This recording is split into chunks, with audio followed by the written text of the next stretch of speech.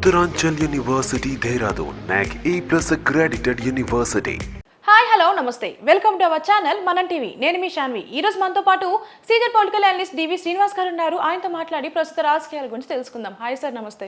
నమస్తే సార్, ఇప్పుడు చూసుకుంటే షర్మిల గారు జగన్మోహన్ రెడ్డి గారు నిరుద్యోగులకు ఇచ్చిన హామీలలో విఫలమయ్యారు అని దగా డిఎస్సీ అని వ్యాఖ్యలు చేశారు.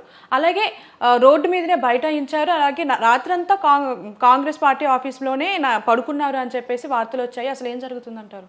ఆంధ్రప్రదేశ్లో అశాంతి, నిరుద్యోగులకు జగన్మోహన్ రెడ్డి చేసిన మోసం. మెగా డిఎస్సి ఇస్తానన్నాడు, దగా డిఎస్సి ఇచ్చాడు. ఇదే జగన్మోహన్ రెడ్డి ప్రతిపక్ష నాయకుడిగా ఉన్నప్పుడు చంద్రబాబుని ప్రశ్నించాడు. 7,000 టీచర్ పోస్టులు నోటిఫికేషన్ ఇవ్వడం ఏంటి, 25,000 టీచర్ పోస్టులు ఖాళీ ఉంటే చంద్రబాబు అని ప్రశ్నించాడు. అవును, అప్పుడు 25,000 పోస్టులు ఖాళీలు ఉంటే ఇంకా ఇప్పటికి 5 ఏళ్లలో ఇంకెన్ని పెరుగుంటాయి? అవును, ఇప్పుడు 50,000 పోస్టులు ఖాళీ ఉన్నాయని కేంద్ర మంత్రి ధర్మేంద్ర ప్రధాన్ చెప్పాడు. టీచర్ పోస్టులు 50,000 ఖాళీ ఉన్నాయని. ఇదే బొత్స సత్యనారాయణ మంత్రి ఒకసారి 36,000 పోస్టులు ఖాళీ ఉన్నాయన్నాడు, ఒకసారి ఏమో 800 పోస్టులే ఖాళీ అన్నాడు. ఆయన ఏది చెప్పినా ఎవరికి అర్థం కాదు. మొత్తానికి వాళ్ళు డిఎస్సి ఇచ్చారు. ఎప్పుడు ఇచ్చారు? ఎన్నికలకి 2 నెలల ముందు. 4.5 సంవత్సరాలు అయిపోయింది అప్పటికే. ఇప్పుడు ఎందుకు ఇచ్చారు? నిజంగా చిత్తశుద్ధి ఉంటే వీళ్ళకి ఉద్యోగాలు భర్తీ చేద్దాము, డిఎస్సి ఇద్దాం, మెగా డిఎస్సి ఇద్దామని వీళ్ళకి చిత్తశుద్ధి ఉంటే జగన్మోహన్ రెడ్డి ముందే ప్రకటించేవాడు. ఇన్నాళ్ళు ఇవ్వకుండా ఇప్పుడు ఎన్నికలకు 2 నెలల ముందు నోటిఫికేషన్ ఇవ్వడం, మళ్ళా దాని మీద హైకోర్టులో కేసులు. ఏది GO 4, ఇప్పుడు దానిలో 2nd గ్రేడ్ వాళ్ళకే అలౌ చేస్తానని ముందు ఇచ్చారు టెట్.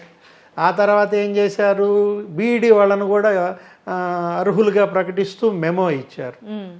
దానిపైన వాళ్ళు కేసు కోర్టులో వేశారు. హైకోర్టు దానిపైన చెడదిట్టి వదిలిపెట్టింది. ఏంటి, ఎలా మీరు భర్తీ చేస్తారు? అలా ఇది కరెక్ట్ కాదు. 2 పరీక్షలకి మధ్య గ్యాప్ కనీసం 100 రోజులు ఉండాలా టెట్కిను డిఎస్సికి. మీరేంటి మరి 30 రోజుల్లో 2 పరీక్షలు ఎలా రాస్తారు అని చెప్పి హైకోర్టు అక్షంతలు వేసింది, స్టే ఇచ్చింది. GO 4 మాత్రమే అమలు చేయండి, GO 4 ప్రకారమే భర్తీ చేయండి అని చెప్పింది. ఆ మెమోని సస్పెండ్ చేసింది. ఇప్పుడు అసలు ఎన్నికలు వస్తున్నాయి. ఇది కూడా జరుగుద్దో లేదో తెలియదు. ఇలాంటి పరిస్థితుల్లో షర్మిల నువ్వన్నట్టు చెలో సెక్రటేరియట్కి కాంగ్రెస్ పార్టీ కార్యకర్తలంతా ఈరోజు గందరగోళం చేస్తున్నారు అక్కడ. ఆమె అసలు నిన్నొచ్చి ఆఫీసులోనే పడుకుంది. ఏది, ఎవరన్నా ఇంటికి వెళ్తే అక్కడ హౌస్ అరెస్ట్ చేస్తారేమో అని చెప్పి రాత్రల్లా ఎక్కడుంది, ఆంధ్రరత్న భవన్లోనే నిద్రపోయింది. ఒక ముఖ్యమంత్రి కూతురు, ఇప్పుడు ముఖ్యమంత్రికి చెల్లి ఎక్కడ పడుకుంది? కటిక నేల మీద ఆఫీస్లో పడుకునే పరిస్థితి తెచ్చింది ఎవరు? జగన్మోహన్ రెడ్డి.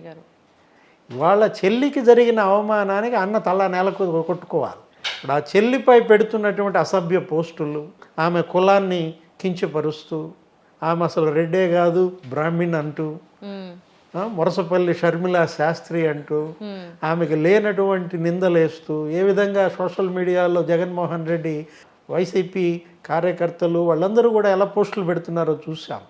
తన చెల్లికే ఇవాళ అక్కడ భద్రత లేదంటే ఇంకెవరికి భద్రత ఉంది? షర్మిల ఒకటే ప్రశ్నిస్తోంది, ఇది అన్న పాలన కాదు తాలిబాన్ పాలన అంది. జగన్మోహన్ రెడ్డి పాలనను చంద్రబాబు, పవన్ కళ్యాణో, పురంధేశ్వరో లేకపోతే కమ్యూనిస్టులో కాదు, సొంత చెల్లె ఏమంటోంది, తాలిబాన్ల పాలన అంటోంది అన్నమాట. 21,000 మంది నిరుద్యోగులు ఆత్మహత్యలు చేసుకున్నారు.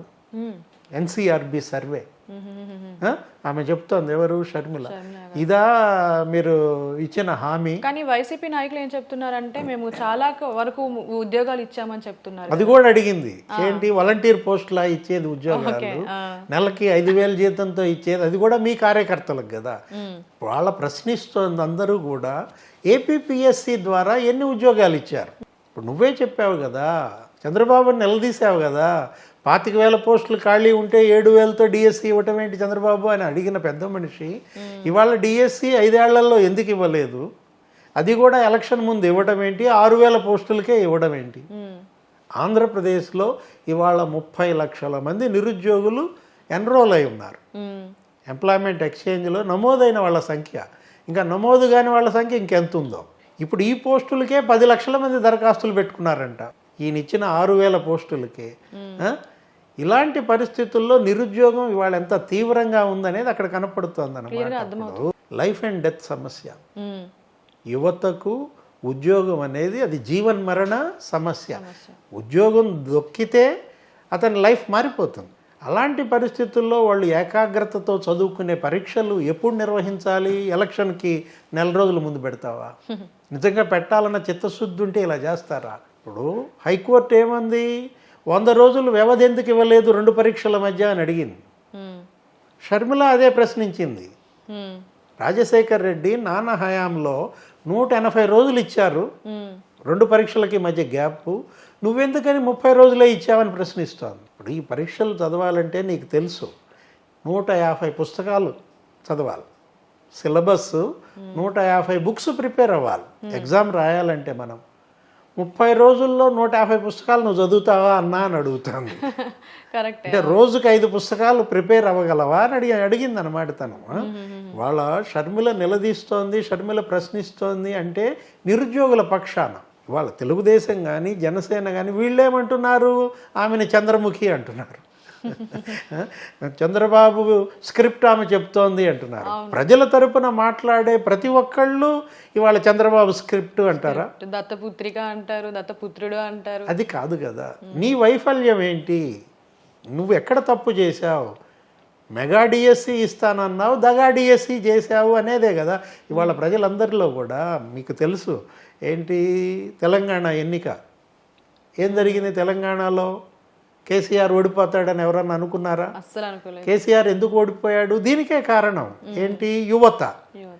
యువతలో అశాంతి ఏ స్థాయిలో పెరిగిపోయింది, ప్రభుత్వాన్నే కూలదీసే స్థాయికి చేరుకుంటోంది అన్నమాట.